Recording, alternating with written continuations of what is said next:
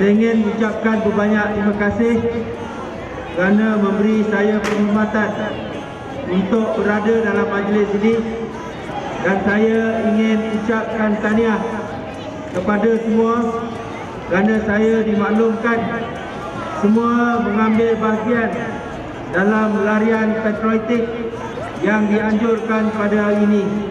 Saya dapat lihat yang muda, yang tua, kanak-kanak, orang dewasa, lelaki, perempuan, semua mengambil bahagian dalam larian patriotik pada hari ini. Jadi saya nak ucapkan tahniah kepada tuan-tuan dan puan-puan kerana menjayakan majlis ini.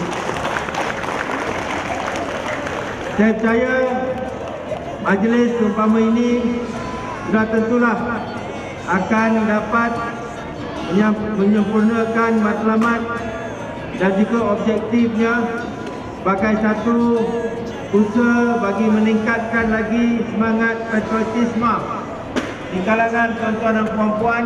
Tetapi yang lebih penting, melalui penganjuran program ini, ia dapat meningkatkan lagi hubungan silaturahim antara bukan sahaja penduduk.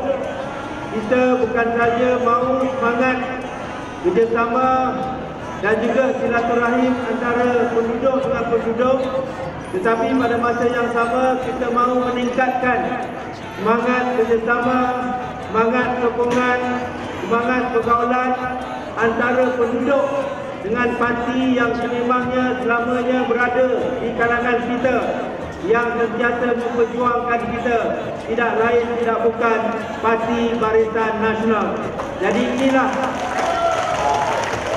saya percaya antara matlamat tujuan program yang kita adakan, bukan saja untuk melahirkan semangat kerjasama, kesepakatan antara penduduk, tetapi yang hendak kita bangunkan juga semangat kerjasama, kesepakatan antara penduduk dengan parti yang sentiasa membela dan memberi perhatian kepada masalah dan juga cabaran yang dihadapi oleh tuan-tuan dan puan-puan, iaitu tidak lain tidak bukan Barisan Nasional.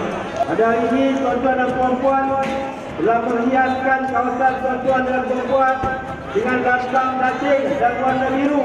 Saya harap ini akan berkekalan dan tunjukkan pada 5 hari bulan memang kawasan tuan-tuan dan puan-puan adalah kawasan kuat Barisan Nasional. Pada hari ini tuan-tuan dan puan-puan terlibat dalam larian, jangan lari daripada saya. Lari ke Barisan Nasional. Sokonglah calon-calon Barisan Nasional.